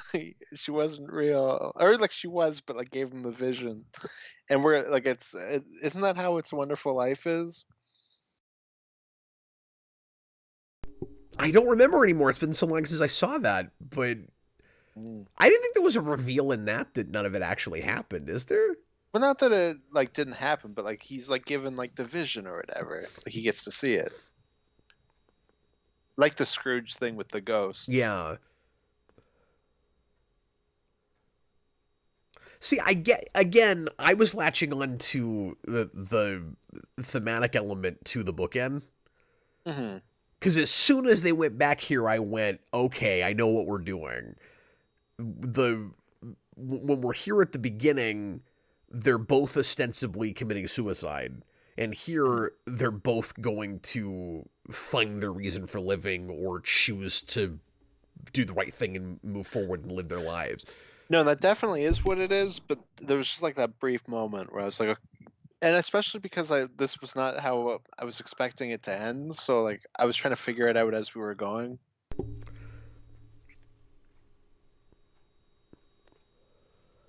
Oh, it's 28, not 26. Okay. And then I guess we end on the statue because wings. Hmm. We held on this for so long that I worked my brain really hard to read more symbolism than that, and I just couldn't come up with anything. Well, I can't even fully tell what that is. Is Well, that like a it's a Pegasus? horse. It's a Pegasus. It's a horse with wings. So is that Theseus? Or next, that looks like a woman. Yeah, I don't know. Oh, it's the Columbia logo and TriStar logo mascots. Oh, well, that's just cynical business, and I don't think either of those had anything to do with this movie. So, who did distribute this? Europa Corp. Yeah, Europa Corp. Ah, Europa Corp. My favorite distributor. Hmm. They need to distribute like everything. At least, from Europe. Yeah, like this movie. Oh wow, even the credits at the end remind me of Spawn. Yeah, with the weird like. Did Spaz work on this? Get out of my European films, Spaz Williams. What if Violator showed up at one point in this movie? That would be amazing. Yeah, this needs a sequel where we just do way too much convoluted mythology. Hmm.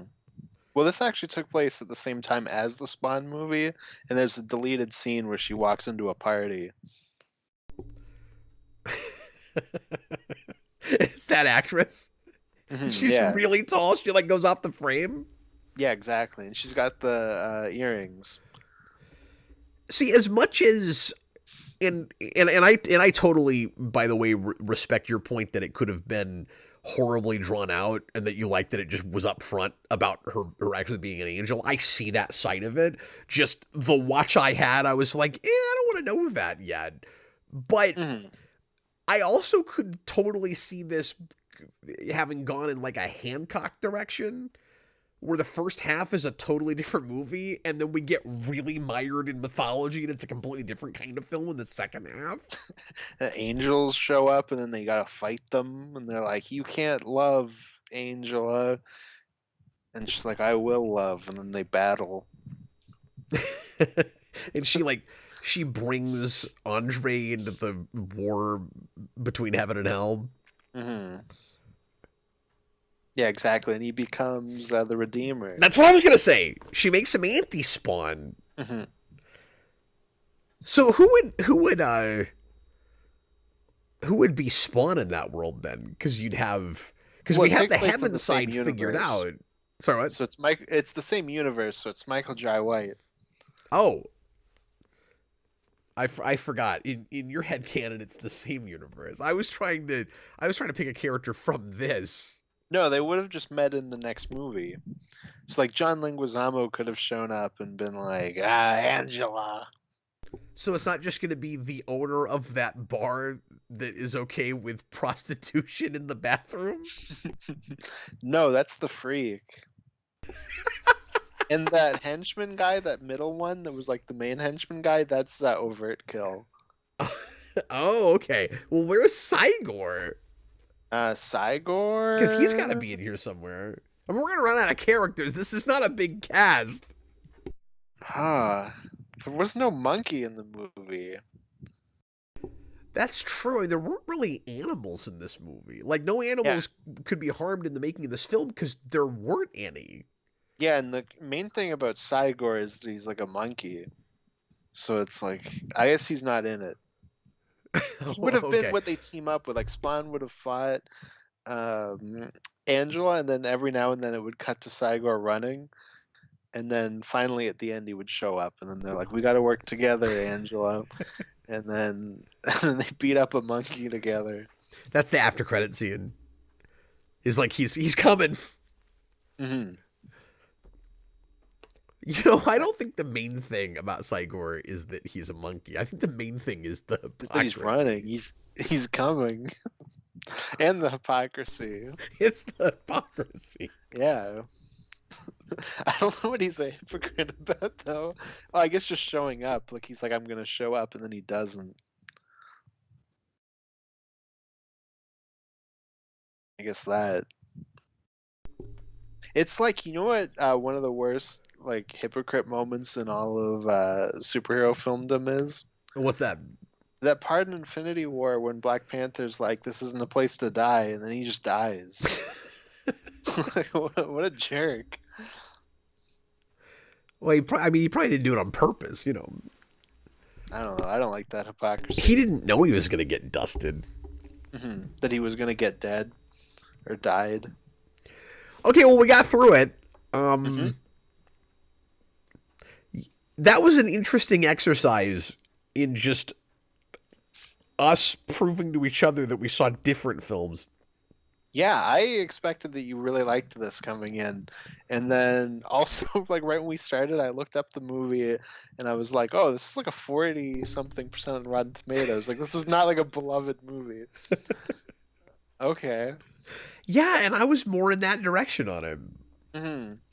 Now, I did read a review where one of the mainstream critics, because Roger Ebert didn't review this, but somebody else did on his website, and so I read that review. I don't know who that was. It wasn't a critic I was familiar with, and this was in like '07, and I wonder, by the way, if we didn't get it until then.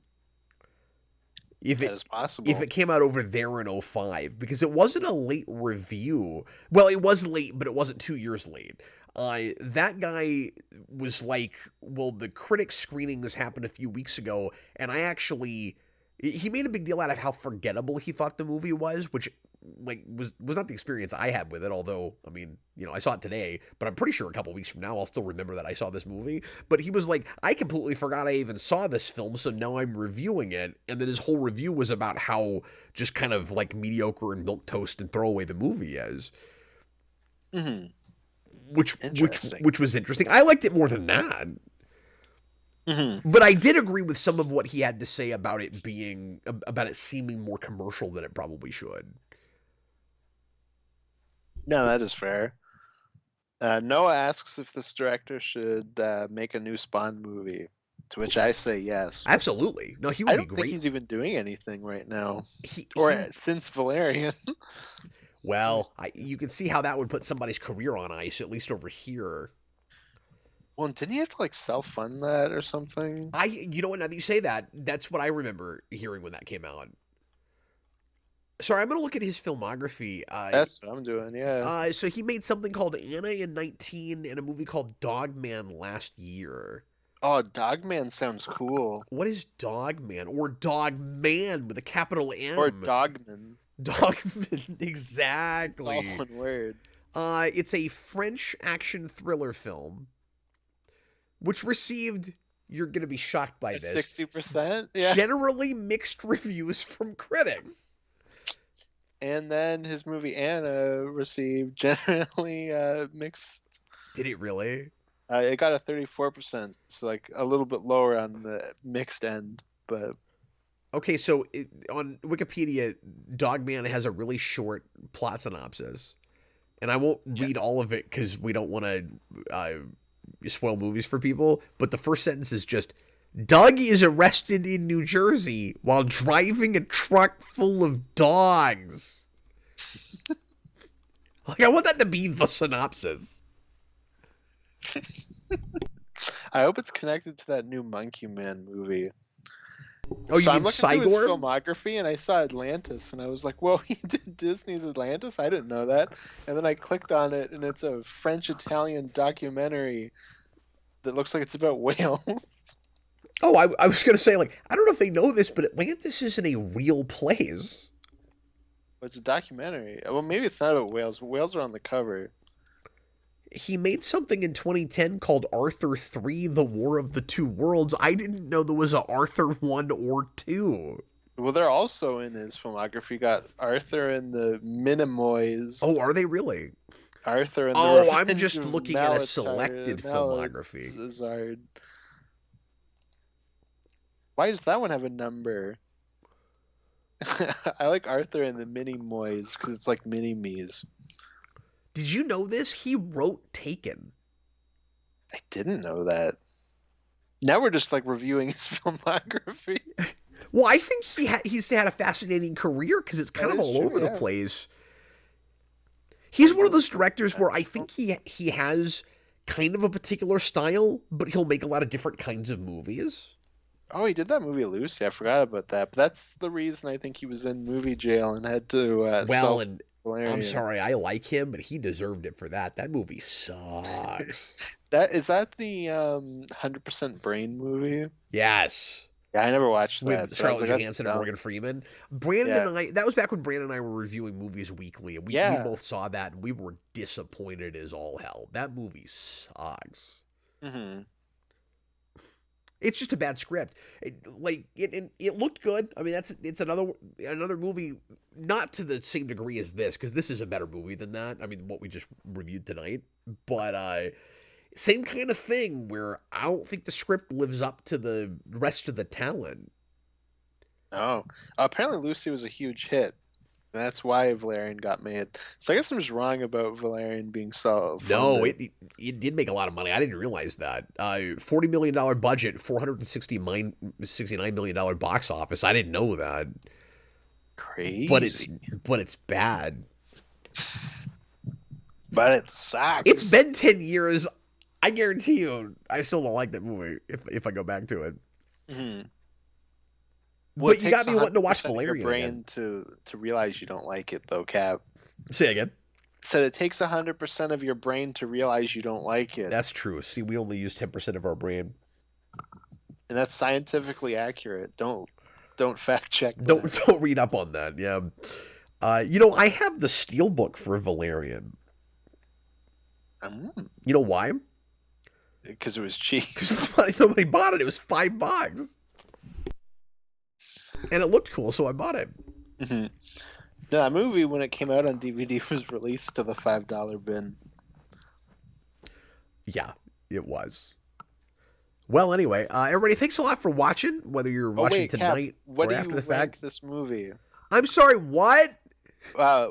This is a commentary rewind thing. Oh, what do you rank this movie? You're gonna make us do the ranking thing. See, since it's ReQuest, I forget about that, but Austin really wants to do that with the commentary. They did pay for a rewind. They paid for a rewind, yeah. Now, I have to say this real quick for anybody that's curious about this or worried about this, because I felt bad not getting to these when I was doing written reviews, and when I decided not to continue that format, I did send out a message and say, if anybody wants a refund, let me know.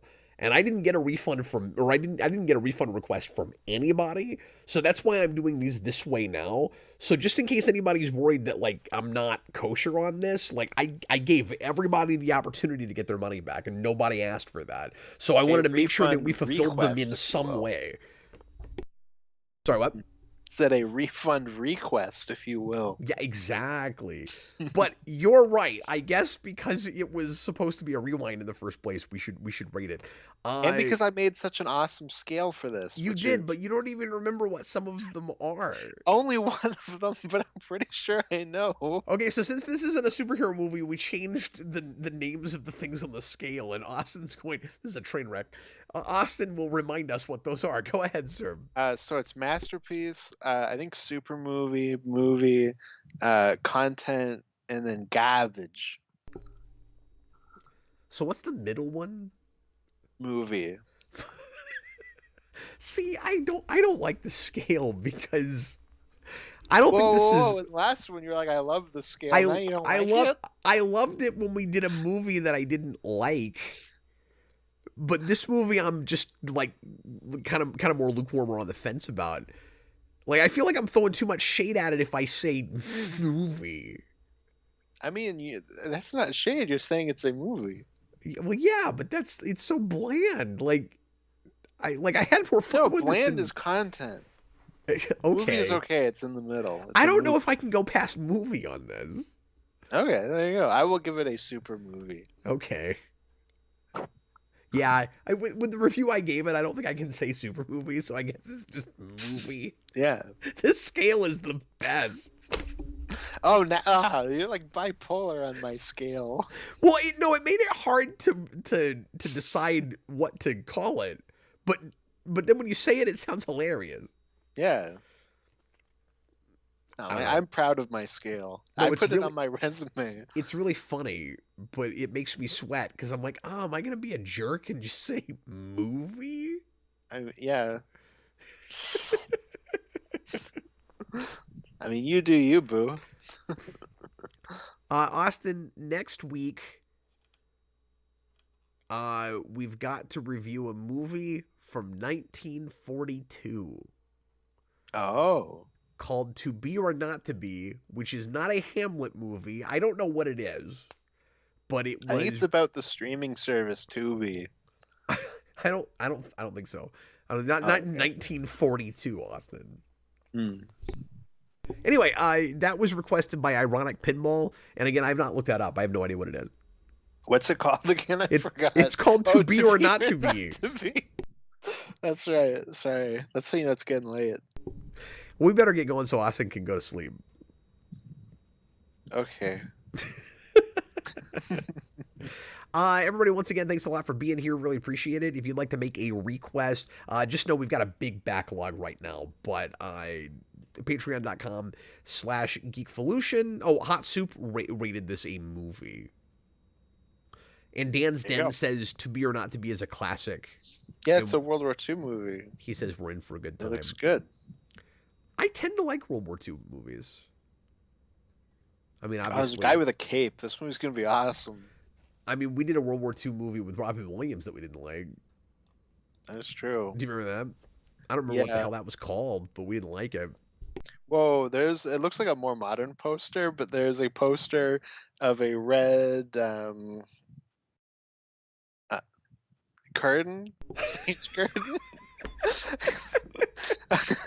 and like a Hamlet hand coming out of it, and it's holding a Nazi skull with like a little Nazi hat on it. That's and crazy. that's awesome. That's a great poster. If you want to make a request, patreon.com/geekvolution, a movie, a TV pilot, or a comic miniseries or graphic novel. Thanks a lot for watching. And if you want to do a commentary instead, that's the $30 tier instead of the $15 tier. And we do it the same night, and we just watch the movie along with you instead of just having a conversation. So next week, it'll just be a discussion instead of a commentary. And in the meantime, hold on. Dan's Den says there's a remake with Mel Brooks. Yeah, I think it's called Dracula Dead and Loving It. No, that's a different film. Oh, okay. But I have written down 1942 specifically, so he did tell us to watch that version. According to my we don't notes. get any mix-ups. Yeah, hopefully I'm right about that. Anyway, see you later, folks. Thanks for watching. I was Captain Logan. This was Austin the Day Ghost. Yeah, see ya. Bye, everybody.